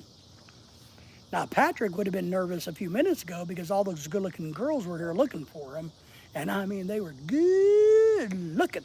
Woo-wee, Patrick, you missed the boat on that one. So that's the question you got to ask yourself. But if my wife passed away, I'm just going to tell you this. I would never get remarried ever. I just wouldn't do it. But in some strange chance I did, I would be nervous about it. But I wouldn't do it. Would not ever get remarried. I just wouldn't do it. I don't have anything against our marriage or against marriage in general. I just understand how you have to intertwine two lives. When you get married, what you're doing is you're literally intertwining two lives. And that can be complicated and a big headache and a lot of stress. It takes time, energy to get these two lives to interwove with each other in harmony. That's the key. You got to figure out how to have harmony when you wove these lives together. That's extremely difficult. Whether you want to admit it or not, it's difficult. It takes practice. It takes somebody to be the hero. It takes somebody to be the rational, calm one. You know, it takes somebody to be the adult in the relationship and go, but I would never do it again. I don't want to ever entwine somebody else's drama, life, finances into my own. I never want to do that again. I never want to intertwine things like that. I just don't. I don't want to give anybody I just don't want to do it. So that's why I would never get married again. I don't want to co-own a house with somebody, co-own cars with somebody, have to always consult somebody about what you're doing, why you're doing it, and how you're doing it. Because in a marriage, that's what you have to do. You have to acknowledge the other person. And it's been hard for me because, I was in my late 40s when I got married. I'm only, 42 right now. So, I'm negative eight years. I'm used to being on my own. I was used to being on my own, making my own decision, being very successful without the input of another person. You ever thought about divorce? No. Murder? Yes. No. Adult in the relationship is not my job. There you go. Have I ever thought about divorce? I would be lying to tell you, no, I haven't. But yeah, of course I have. Have I ever thought about murdering the wife? No. Uh, you know, have I ever thought about hitting her? No. Have I thought about flushing her down the toilet? Yes. You know, have I been frustrated and wanted to lock her in a closet? Yes. Haven't done that, by the way. Have I? Yes, of course. I think everybody who's married has gone through a point in time when they've thought about and contemplated divorce. This isn't working. It's too stressful. I would be better off without this stress. But you got to also weigh when you're in that try to stop and think about things too, and realize that in a marriage, both of you have to meet halfway. She has to give things up. She has to get over her ego. I have to get over my ego. We have to come together, which is my point why I'd never get married again because my ego is so gigantic. I want to keep my damn ego for myself. You know, I don't want to. I don't want to have to soften my ego. The world is. Remember, the world revolves around me. Me. So I was out of the way forever, but now it revolves around both of us. Which I am e-begging you people to help me buy my wife a house so that when I die in 10 years or less, because that's what's going to happen, I promise you, that she'll be debt free. There you go. If I was still single and never married, then all of my resources would have gone to scholarships and things. I had my money laid out, but now I need to make sure my wife is financially taken care of. Wow, you just saw an executive jet from the army taking off. That's cool. I wonder if Donald was on it. You think Hez Smith was back on it? Wow. So obviously, are they letting?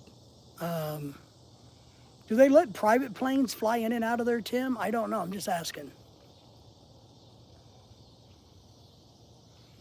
And I do think if you're going to go down the road of getting married, you got to ask yourself, why do you want to get married? If you're going to go down the road of saying, hey, I want to get a divorce, why do you want to get a divorce? I think you got, and I think American women, are horrible, horrible, horrible at that. Hernandez says, "Why so quiet like the room?" I don't know what you mean by that. You mean talking about the chat? Why the chat is quiet? You ask the chat. Chat. I think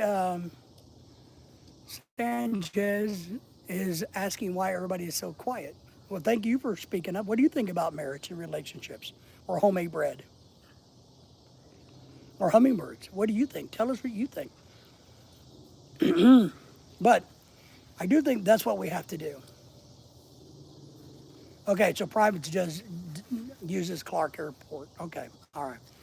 I don't know.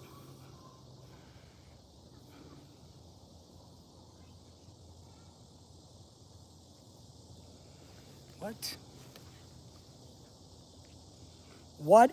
What sound if my sister is crying? I don't think English is probably your first language. So let me see if I can try to figure out what you're asking. Summer Panay, our good friend Summer's in the house. Good to see you, Summer. How are you? Thank you for blessing us with you. So what sound if my sister is crying? I don't know. I don't know what you're trying to say. I really don't. Everybody said hello to Summer. Tyler says, you okay? Yes. Tyler's asking a great question. Are you okay, Sanchez? Hello, Pat. Hello, Tim. Pat's in the house. Hello, Summer. Good to see you, my friend. I'm done connected with Tyler. Nice. Thank you. Thank you for doing that. Thank you for connecting with each other and saying hi to each other. Very important you guys say hi to each other. Not only give us a thumbs up, we got a super chat earlier in the evening by our good friend Galactic Gaming, who's going to be the European poker champion of the world. Done and connect. Summer, hello. Same here. Summer, just finished work. Good. It's winter time for you, right? I don't have an account on my YouTube. I don't my account. So, all right. I don't have account in my YouTube. I don't my account. Okay.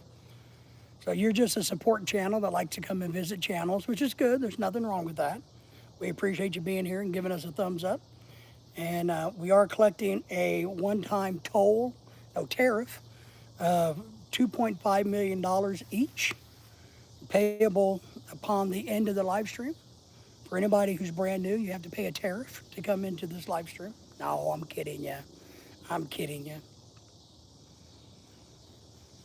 All right, you got to go check out Mama, see how Mama's doing. And Tyler says, a dog shits in the woods and no one picks it up. Did the dog shit? I don't know. Ask the dog. Does the dog feel better? I got a feeling. I think the dog did because you just said it did. So you know it did. Who cares if anybody picks it up? You did it. How old is your sister? Does she need food? There, yeah. Is that what you're asking? Tim's asking. How old is your sister and does she need food? How do you know when your little sister needs food? Is that what you're asking? Give it to her and see if she'll eat it. If she's hungry, she'll eat. I don't know. Brad says, Summer, thumbs up to you, Summer Renee. Oh, mate, I hate it that when people don't get their own shit and just leave it. Nah, good practice. Yes, you got to clean up your dog's poo-poo. That's why I always have a yard. I don't like to walk my dogs because I don't like to clean up the dog poop. But we have our own yard for that. But yes, I agree with you. But if a dog goes poo-poo in the woods, nobody cares. As long as it's not in the middle of a trail, right? Because the animals will get it and it'll fertilize. Toodles, guys. Thank you, Summer. Thank you for the support. We appreciate you shouting us out, telling all of your wonderful friends about coming here. We do. Appreciate you. Yeah, yeah. Try giving your daughter, your sister some food and see if she wants it. If she's an infant and you don't know if she's hungry or not, I'd call the 911 and ask them. My best advice, if you don't know something, when it's related to infants, toddlers, call 911 and ask them. Love you, Summer. And Tyler's going, I think I'm in love with you, Summer. I've seen your picture. You a hottie, hottie, hottie. All the way from the land down under. You're smoking, baby. Woo. Is that what you mean, Tyler? Is that what you mean? She's a smoking, showing some of that love, love, love. So that's where we're at on that, boys and girls, you know. If you don't want to get married, don't get married. If you want to get married, get married. I think marriage is a great thing, but I also think it's overrated, and I don't think everybody should be married. Donna says, just love, mate. All right, just ordinary love, not the love, love, love. All right. I believe you, man. I believe you. I believe it.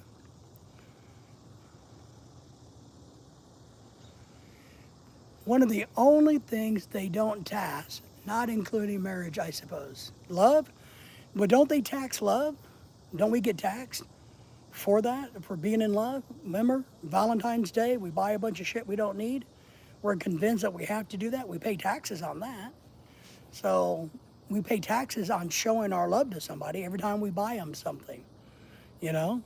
I buy my wife jewelry, and I pay taxes on that shit, let me tell you. So there you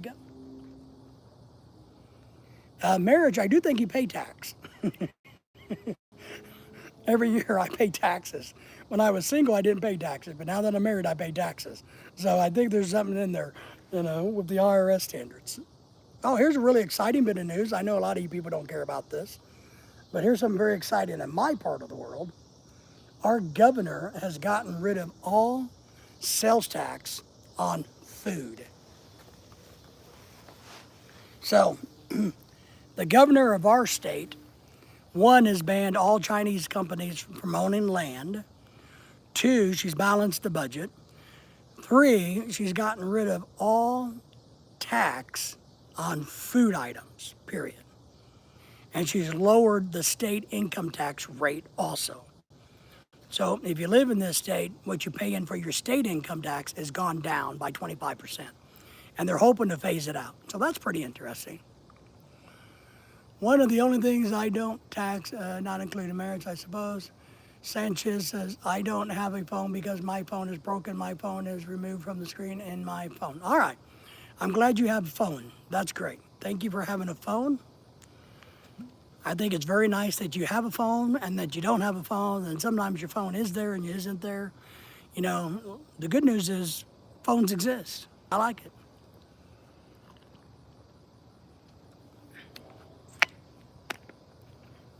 I have a phone. And if you were sitting next to me, I'd let you borrow my phone. That way you could say you had a phone. You're using the grandpa's phone. Ah, I figured that. You probably went and got it and turned on YouTube and went to the adult channels versus the children's channels, right? So that's one of the, we were talking about this earlier, about the restrictions and how this happens a lot. So, well, I hope Grandpa doesn't mind you missing his phone. Make sure you don't look up anything bad on his phone or do anything bad with his phone. Does it have a giant button? I like that one. I like that one, Tyler. That's good. What is it? What is the name of the phone that does that? Is it not Cricket or something that has the big button phone for the old people? I like that. His phone is small. All right. All right. Well, why don't you try to order some pizza on his phone? Go and see if he has an app from like Domino's or a food app and just order a whole bunch of food. Run his search history, yes. Or start searching for Roblox or whatever that game is that little kids play. You know, poor Grandpa. Grandpa's going to wake up in the morning, the police are going to be knocking at the door going, Grandpa, what was those things you were looking at on the internet last night, Grandpa? You know, Grandpa's going to go, what? You know, I went to bed at 6:30 p.m., didn't get up until you banged on my door. What you be talking about? You want to change your profile. I want Roblox. All right. Well, we figured that. Look, let me give you some encouragement. Put down the phone, put down the video games, get a book, read, learn something new without being on electronics. Get a book out and read about dinosaurs, right? Or read about volcanoes. Volcanoes are very exciting. Or the weather, the storms, the tornadoes, hurricanes. Do that. Put the phone down. Give it back to Grandpa. Lay off of the internet. Don't play any games. Do some homework. Practice your spelling. Maybe your vocabulary is a really good thing you should practice. If you don't know how to do that, you can just take any book in the house, open it up, and find words and go figure out what they mean. Pat says, that's right, buddy, read a book. The internet offers free education. Use it the same as books. Learn it, anything you want. It does, Tyler, but there's something about having a book in your hand. Having a real book in your hand. Something that you can physically touch and smell and see.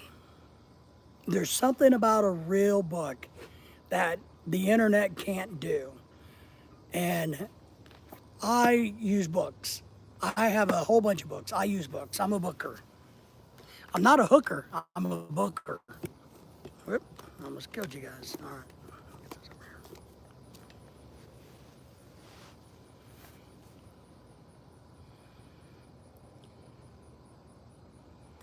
I can recommend The Dangerous Book for Boys. Okay. You're still dizzy for the car. Excellent.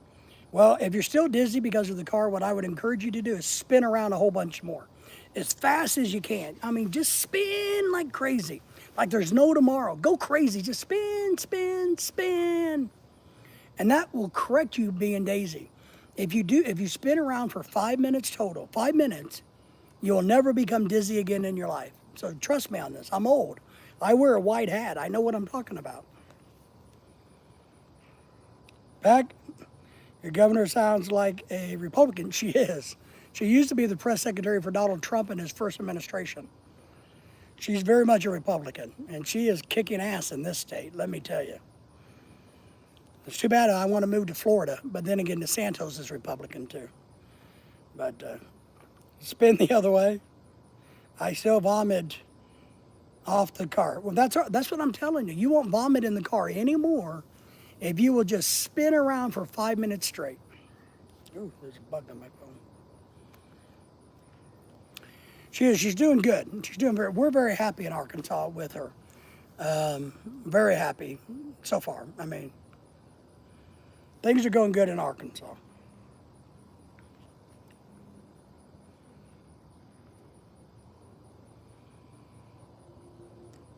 But I'd still like to move to Florida if we can afford it because of the lifestyle that we can have. I can maybe get out of my depression and maybe have excitement to live. Here in this state where I live, it's very depressing for me.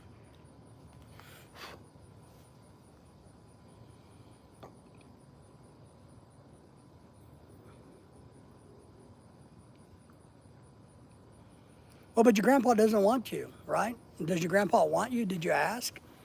Does he know that you took his phone without permission? So maybe go find grandpa and ask him. Say, Grandpa, do you still love me because I took your phone without permission?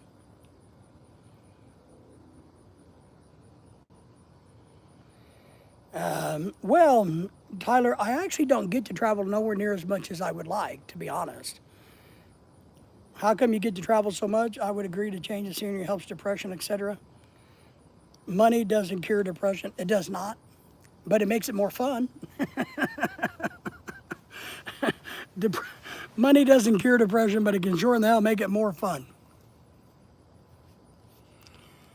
All right, I'm glad grandma is, at least grandma's good to you.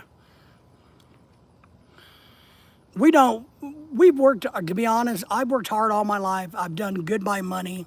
I'm not rich by any stretch, but the key is not to be rich. It's about how you manage your money. And we've managed our money very well, safely, securely, which has allowed us to be able to travel to the places we have and to go and do the things we have. I pay my bills on time. I don't go into debt. I stay out of debt. I pay cash for things. I manage what little money I have, and so I can allocate it to the things I want to do, such as traveling. But we haven't got to travel that much the last couple of years.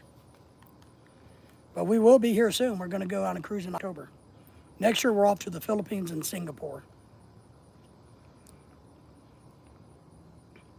But Tyler, that's all you got to do. And you got to make a plan to travel. One thing I tell people, I used to tell my college students, you have to have a plan in life.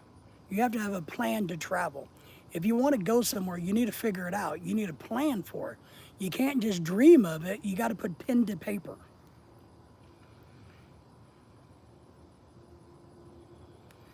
Yes, Tyler, would you rather be miserable in a mansion or stuck outside? I'd rather be miserable in the mansion. I'm sure there's a parable about a man in a cave staring at a man in a mansion, vice versa. My bad. No, it's all right. I get it. To be rich is don't spend all of your earnings. And I'll say this as we wind the night down.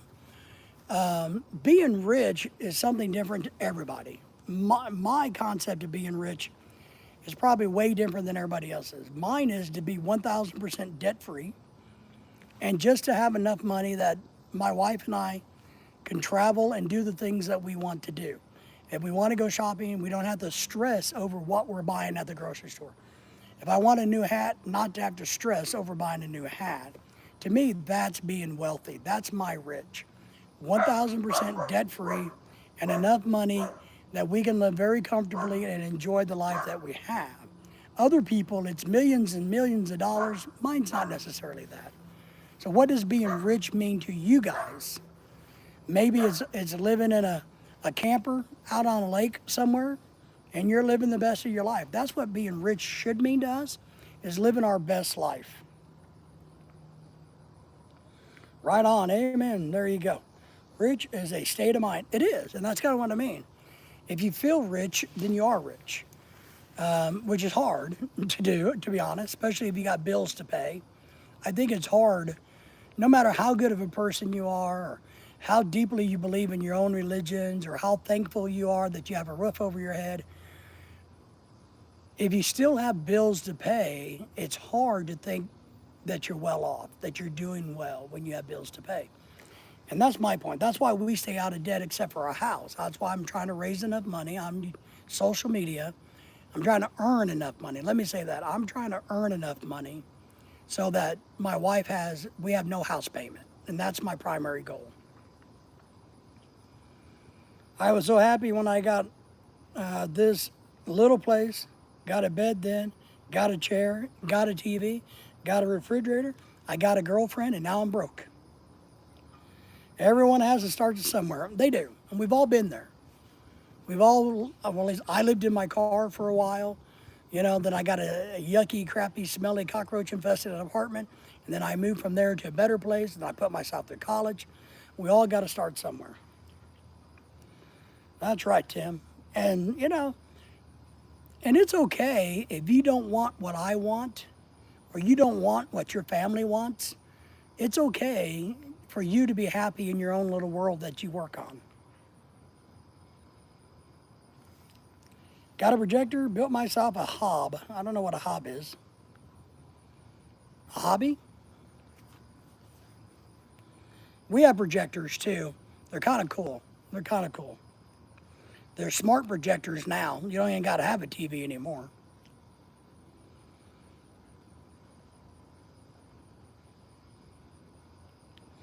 Well, Tyler, I'm going to tell you, I've been there, done that. I like instant noodles. My wife doesn't like me eating them because they're full of sodium and all kinds of bad shit. But I got to admit, I like instant noodles. I like ramen noodles. I'll sneak one in the house once in a while and eat it. So I like them. So don't be shamed on the noodles, buddy. Something to cook on is what it is. Okay, nice. See, you're doing well. And now if you manage your money well, and if you live within the means that you are, then you can keep going and going and going and going. Or if you're happy living in a small, simple world, there's nothing wrong with that.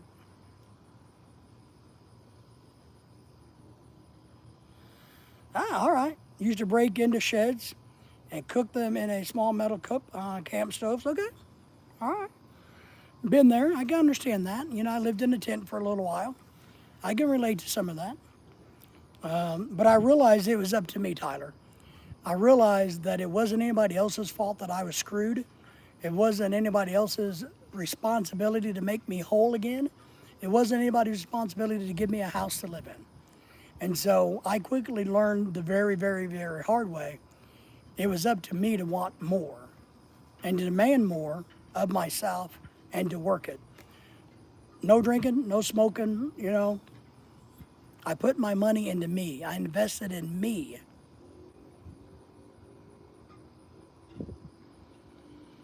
And just check out the tea bags they had. All right. But you got to invest in yourself. That's what we have to do in this world. We need to invest in ourselves. That's what our product is. If you're looking for a product to invest in, it's you, yourself. Getting skills, training, knowledge is the key to success. That's right. No one's going to do it for you. You got to do it yourself. And the other thing you got to realize with that is you got to surround yourself and protect yourself from the people that would do harm to you.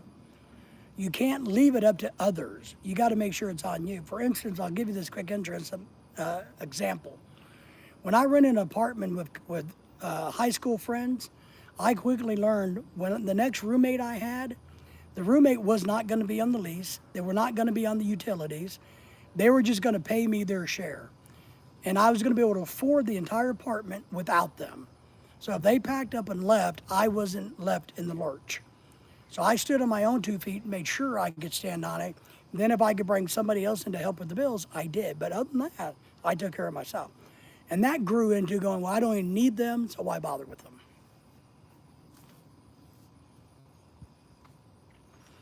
All right, my friends, it's 9 o'clock here. I think it's time to shut this live stream down. We thank everybody for being here. I do. Thank you all for the super chats, the thumbs up, the support of our channel. We're going to be starting a new book in the mornings about how to make ourselves better, how to be better people, how to be happier in our own skins. I'm working on that. So we're going to be doing some of that in our morning live stream, self-reflection, hopefully how to be better. The winds are kicking up. I can feel a little bit of drop of rain. So you guys join me in the mornings if you want to. We'll talk and hash it over and talk theory and life and philosophy and keep growing and building. Tim, thank you for being here. Getting late? Yes, Lorelei, I'm off the live stream. I'm trying. All right, everybody. I will see you guys another day. Everybody, take care. Be safe. See you guys.